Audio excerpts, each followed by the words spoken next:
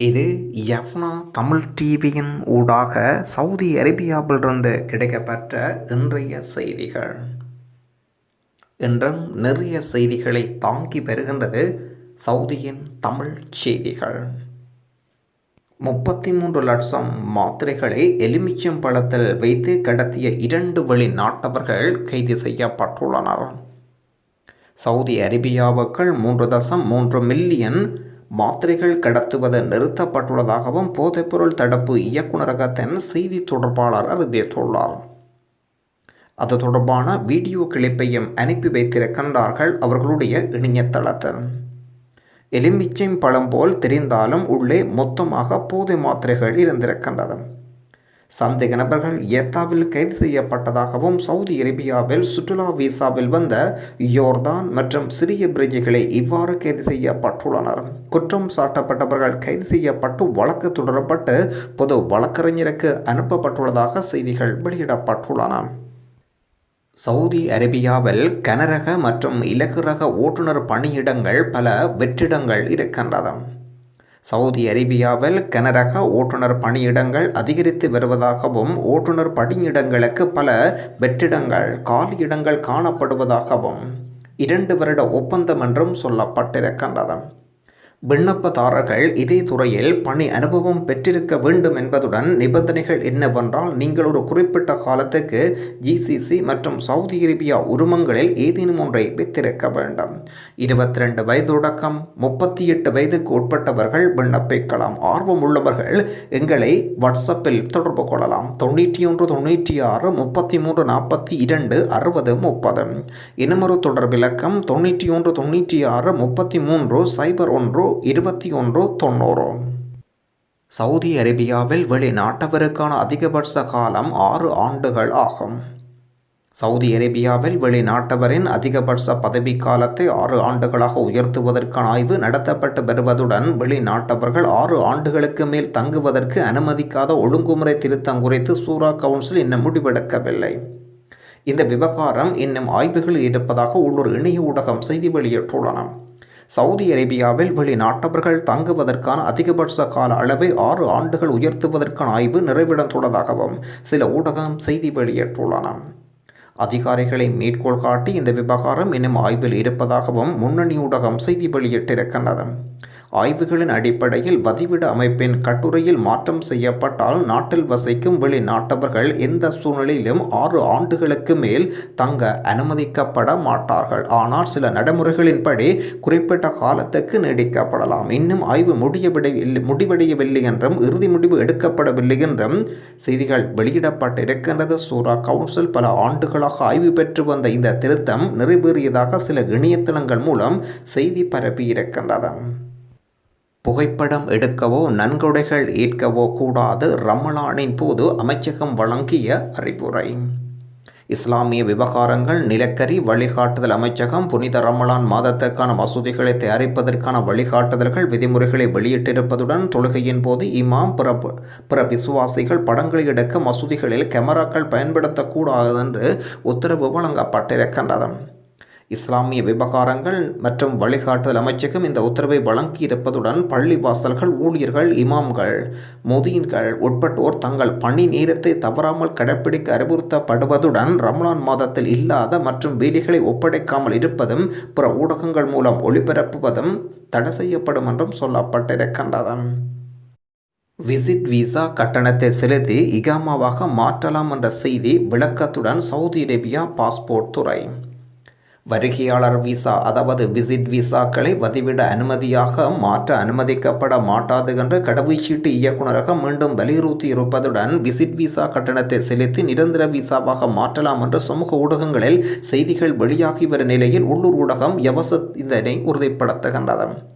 சில சமூக வலைத்தள கணக்குகளில் கூற்றுக்களை யவசத் மறுத்திருப்பதுடன் வருகையாளர் விசா அதாவது விசிட் விசா கட்டணம் வதிவிட அனுமதியாக மாற்றப்படலாம் என்று வதந்தி பரவுகின்றது. எவ்வாறு இருப்பினும் அத்தகைய கூற்றுக்கள் உண்மைக்கு புறம்பானவை மற்றும் ஆதாரமற்றவை. யவசத் தெரிவித்திருப்பதுடன் தற்போதைய அதிகாரப்பூர்வ செய்தியின் உத்தரவுகளின் அடிப்படையில் வருகை விசா இகாமா மாற்ற அனுமதிக்கவில்லை. பார்வைகள் விசா தொடர்பான புதிய முடிவு அல்லது முன்மொழியப்பட்ட வெளியிடப்பட்டால் அது அதிகாரப்பூர்வ சனன் மூலம் விரைவில் அறிவிக்கப்படும் என்று அதிகாரிகள் அறிவித்திருப்பதுடன் வருகையாளர் விசாவில் நாட்டுக்குள் நுழைபவர்கள் பணிபுரிய அனுமதிக்கப்பட மாட்டார்கள். அதாவது விசிட் விசாவில் வருபவர்கள் பணிபுரிய அனுமதிக்கப்பட மாட்டார்கள். விதிகளை மீறுபவர்கள் ஒழுக்காற்று நடவடிக்கை எதிர்கொள்ள நேரிடும் என்று யவச செய்தி வெளியிட்டிருக்கின்றது.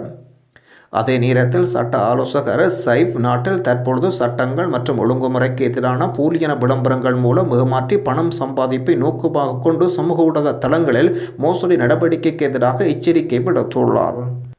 நிதி மோசடி மற்றும் மோசடிகளை தடுப்பதற்காக சட்டம் கடந்த ஆண்டு ஏப்ரல் மாதம் அமைச்சரவையில் அங்கீகரிக்கப்பட்டதும் இவ்வாறான மோசடி செய்பவர்களுக்கு 7 வருட சிறை தண்டனையும் 5 மில்லியன் ரியால் வரை அபராதமும் இரண்டும் விதிக்கப்படும் என்றும் சட்டத்தால் கூறப்படும் குற்றங்களை ஒன்றை செய்ய மற்றும் ஒருவரை தூண்டி உதவிகள் செய்பவர்களும் தண்டிக்க சட்டத்தில் ஏற்பாடுகள் இருப்பதாகவும் சொல்லியிருக்கின்றார். அதே நேரத்தில் ஒப்பந்தம் அல்லது உதவியின் அடிப்படையில் குற்றம் நடந்தால் அவர்கள் அதிகபட்ச தண்டனை உட்படுத்தப்படுவார்கள் என்றும் சொல்லப்பட்டிருக்கின்றது. போதைப்பொருள் கடத்தல், திருட்டு உட்பட பல்வேறு வழக்குகளில் 2 இந்தியர்கள் உட்பட 33 பேரை பாதுகாப்பு படையினர் கைது செய்துள்ளனர். சவுதி அரேபியாவில் பல்வேறு வழக்குகளில் 2 இந்தியர்கள் உட்பட 33 பேரை பாதுகாப்பு படையினர் கைது செய்திருப்பதுடன் வாகனத்தின் டயருக்குள் மறைத்து வைத்திருந்த 8 கிலோ போதைப்பொருள், 89 போதை மாத்திரைகளுடன் பொதுமக்கள் உட்பட 33 பேரை பாதுகாப்பு படையினர் கைது செய்தனர். கைது செய்யப்பட்டவர்களில் எல்லை பாதுகாப்பு ஏற்பாடுகளை மீறிய 3 தனியார் வாகனங்களை, 5 ஏமன் பிரஜைகளை கடத்திச் சென்ற 5 ஏமன் பிரஜைகள் அடங்குகின்றனர். கட்டுமானத்தில் தளங்கள் மற்றும் தொழிற்சாலைகளிலிருந்து மின்சார உபகரணங்கள் மற்றும் காப்பர் வட்டிகளை திருடியதற்காகவும் 20 பாகிஸ்தானியர்கள் கைது செய்யப்பட்டுள்ளனர். பிரதிவாதிகள் திருட்டு மையங்களில் காவலர்களை தாக்கியதாகவும் திருடப்பட்ட வாகனம் மூலம் குற்றங்களை செய்ததாகவும் குற்றம் சாட்டப்பட்டவர்களிலிருந்து அதற்கு பயன்படுத்தப்பட்ட உபகரணங்கள் கைப்பற்றப்பட்டிருக்கின்றன. 29,377 ரியால்கள் கைப்பற்றப்பட்டிருப்பதுடன் பொது பாதுகாப்பு அறிக்கையின் அடிப்படையில் ஒரு நிறுவனத்திலிருந்து மின்சார கேபிள்கள் திருடியதற்காக 2 இந்தியர்கள் உட்பட 4 பேர் கைது செய்யப்பட்டுள்ளனர். அவர்களில் ஒருவர் ஏமான் நாட்டைச் சேர்ந்தவர், மற்றவர் நேபாள் நாட்டைச் சேர்ந்தவர். பாகிஸ்தான் விற்பனை பிரதியை தாக்கி வாகனம், பணம் மற்றும் கைத்தொலைபேசி திருடிய 2 பாலஸ்தீனியர்கள் மற்றும் மொரோக்கோ நபர் ஒருவரும் கைது செய்யப்பட்டுள்ளார். சவுதி அரேபியாவையும் பஹ்ரைனையும் இணைக்கும் கிங் ஃபஹத் வழியாக சவுதி அரேபியா நுழைவதற்கான கட்டுப்பாடுகள் முற்றிலும் நீக்கப்பட்டிருப்பதுடன் முன்னதாக வைரஸினால் விதிக்கப்பட்ட நுழைவு கட்டுப்பாடுகள் நீக்கியதாகவும் கிங் ஃபஹத் கார்ப்பரேஷன் அறிவித்துள்ளது. வைரஸுக்கு எதிரான தடுப்பூசி சான்றிதழை கட்டாயமாக சமர்ப்பித்தல், நாட்டுக்கு வருகை தரும் PCR சோதனை முடிவுகள் தேவையில்லை என்றும் நாட்டுக்கு வரும் பயணிகளுக்கான தனிமைப்படுத்தல் கட்டுப்பாடுகள் ரத்து செய்யப்பட்ட கட்டுப்பாடுகள் என்று சொல்லி தொடர்கின்றது. கிட்டத்தட்ட சவுதி அரேபியாவில் 99% தடுப்பூசி விகிதம் முன்னேற்றத்தை கண்டிருப்பதன் அடிப்படையில் புதிய கட்டுப்பாடுகள் விதிக்கப்பட்டிருக்கின்றது. கல்வெட்டுகள் வரலாற்றில் மாற்றத்தை கூறுகின்றது. சவுதி அரேபியாவின் 2வது பெரிய நகரமான உனைசாமா உள்ளது. கலிபாவில் உள்ள பூங்காவில் ராக்கட் என்று அழைக்கப்படும் பண்டைய கல்வெட்டுகள் வரலாற்றில் ஆர்வம் உள்ளவர்களை ஈர்க்கின்றது. 40% விபத்துக்கள் வாகனம் ஓட்டும் போதும் மொபைல் போன் பயன்படுத்தும் போதும் ஏற்படுத்துகின்றது. கார் விபத்துக்கள் 40% வாகனம் ஓட்டும் போதும் மொபைல் போன் பயன்படுத்தப்படுவதனால் ஏற்படும் இழப்புகள் ஆதாரமாக கொண்டதாக சொல்லப்படுகின்றது. புரைதா அல் புகாரி சாலையில் உள்ள பகுதியில் அரச நிறுவனங்கள் உங்கள் வாழ்க்கை மிக முக்கியமானது என்ற தலைப்பில் பங்கேற்புடன் டிராஃபிக் ஏற்பாடு செய்த பிரச்சாரத்தின் தொடக்க விழாவில் போக்குவரத்து அதிகாரி இதனை குறிப்பிட்டுள்ளார். ரியாத்தில் புதிய விமான நிலையம் தயார், 3 ஆண்டுகளுக்கு சேவைகள். போக்குவரத்து மற்றும் தளபாட சேவை அமைச்சர் அல் ஜசீர் ரியாத்தில் மிகப்பெரிய விமான நிலையம் புதிதாக கட்டப்படும் என்றும் 2 அல்லது 3 ஆண்டுகளில் புதிய விமான நிலையம் சேவை தொடங்கும் என்றும் எதிர்பார்க்கப்படுகின்றது. தற்பொழுதுள்ள விமான நிலையம் உள்ள இடத்தில் புதிய விமான நிலையம் கட்டப்படும் என்றும், ஆனால் புதிய ஓடுபாதைகள், டெர்மினல்கள், பிற துணை வசதிகள் ஒன்றாக கட்டப்படும். புதிய தேசிய கெரியர் 3 ஆண்டுகளுக்கு சேவையை தொடங்கும் என்றும் எதிர்பார்க்கப்படுகின்றது. தவறவிடப்பட்ட அறிவித்தல். இவர் கடந்த 22ஆம் திகதி ரியாத்தில் அவரது பாஸ்போர்ட்டை தொலைத்து விட்டார். அதை கண்டெடுத்தவர் நாம் தரும் தொலைபேசி இலக்கங்கள் இதில் இருக்கும் தொலைபேசி இலக்கங்களுடன் தொடர்பு கொள்ளுமாறு மிகவும் பணிவுடன் வேண்டி நிற்கின்றோம். தகவல் சவுதி வாழ் தமிழ் மன்றம். இலங்கைக்கான இராஜாங்க அமைச்சர் பாலசூரியவக்கம் சவுதி அரேபியாவின் உத்தியபூர்வ விஜயத்தை நிறைவு செய்திருக்கின்றார். பிராந்திய ஒத்துழைப்புக்கான இராஜாங்க அமைச்சரான தாரக பாலசூரிய 2022 மார்ச் 19 தொடக்கம் 21 வரை சவுதி அரேபியாவுக்கான தமது உத்தியபூர்வ விஜயத்தை மேற்கொண்டிருந்தார்.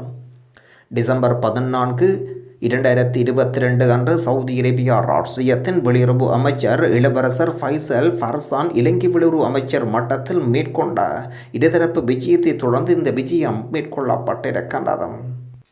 சவுதி அரேபியா நாட்டுக்கான உடனடி வேலைவாய்ப்பு விரைவான பயணம். நேரடியாக காரியாலயத்துக்கு வந்த பதிவுகளை மேற்கொள்ளுங்கள். தொடர்பிலக்கம் 94 70 40 70 770. இலங்கை நேரம் காலை 9 மணி தொடக்கம் மாலை 6 மணி வரை அலுவலகம் திறந்திருக்கும். ஆகவே மேலும் விவரங்களுக்கு அவர்களுடன் தொடர்புகளை ஏற்படுத்தி வேலைவாய்ப்புகளை பெற்றுக்கொள்ளுங்கள். இன்றைய தங்கத்தின் பெறுமதிகள் 1 கிராம் 22 கரட் தங்கத்தின் பெறுமதிகள் 211 ரியால். 1 கிராம் 24 கரட் தங்கத்தின் பெறுமதிகள் 232 ரியால். இன்றைய நாணய பெறுமதிகள் இலங்கை மற்றும் இந்திய ரூபாவில் முதலில் இந்திய ரூபாவில் SDC pay 19.80, MoneyGram 19.96, NCP quick pay 19.97, Western Union 19.81. இலங்கை ரூபாவில் இன்றைய நாணய பெறுமதிகள் SDC pay 71.42, MoneyGram 72.93, NCP quick pay 73.40, Western Union 71.42. Saudi அரேபியாவுக்கு வரும் பயணிகளுக்கான 3 வைரஸ் கட்டுப்பாடுகள் நீக்கம். சவுதி அரேபியாவின் சுகாதார அமைச்சகம் வெளிநாடுகளிலிருந்து ராட்சியத்துக்கு வரும் பயணிகளுக்கு 3 வைரஸ் கட்டுப்பாடுகள் நீக்கப்பட்டுள்ளதாக உறுதி செய்யப்பட்டதை அடுத்து ராட்சியத்தில் வெளியிலிருந்து வரும் மக்களுக்கு இது பொருந்தும். வைரஸ் தடுப்பூசி சான்றிதழை சமர்ப்பிக்காமல் பயணிகளை சவுதி அரேபியாவுக்குள் நுழைய அனுமதித்தல். தடுப்பூசி போடாதவர்களும் அனைத்து வகையான விசாக்களுடன் ராட்சியத்துக்கு நுழையலாம். சவுதி அரேபியாவுக்குள் நுழையும் போது அல்லது ராட்சியத்துக்கு வந்தவுடன் PCR பரிசோதனை செய்ய வேண்டிய அவசியமில்லை மற்றும் ராட்சியத்துக்கு வந்த பிறகு பயணிகள் தனிமைப்படுத்தப்பட வேண்டிய தேவையும் இல்லை என்று சொல்லப்படுகின்றது. இந்த கட்டுப்பாடுகள் நீக்குவதற்கான காரணங்களில் வைரஸின் பாசிட்டிவ் வழக்குகளின் விகிதம் 4% குறைந்திருப்பதுடன் 12 வயதிற்கு மேற்பட்டவர்கள் 99% தடுப்பூசி செலுத்திக் கொண்டதே இதற்கு பிரதான காரணமாக சொல்லப்படுகின்றது. நன்றி. மீண்டும் இன்னும் ஒரு சவுதி அரேபியா பற்றிய புதிய செய்திகளோடு உங்களை சந்திப்போம். நன்றி.